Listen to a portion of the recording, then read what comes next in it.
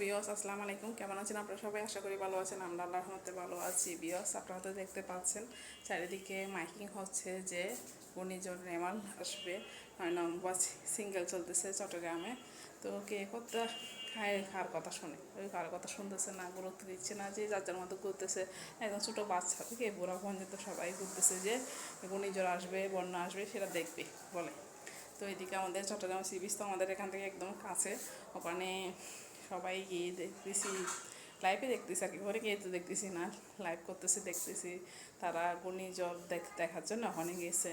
একটা ঢেউ আসতেছে আপনার 5 থেকে 6 ফিট উচ্চতা, এরকম ঢেউ আসতেছে। কেউ একটু ভয় পাচ্ছে না, কেউ কারো কথায় গুরুত্ব দিচ্ছে না, কেউ সতর্ক হচ্ছে না। আসলে আমরা বাঙালিরা এরকম মনে হয় সবাই। কেউ কাউকে যদি বলে, আমাদেরকে যদি বলে একটা এখানে বোম ফুটবে, কেউ যাই না, কিন্তু আমরা বলবো যে না, বোমটা কীভাবে ফুটবে সেটা আমরা দেখব। সেটা হচ্ছে আমাদের সমস্যা।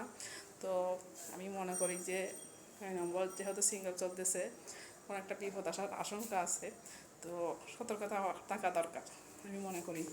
তো বিয়স, সবাই সতর্ক থাকবেন, ভালো থাকবেন, সুস্থ থাকবেন, আমাদের জন্য দোয়া করবেন। তো বিয়স, আল্লাহ হাফেজ।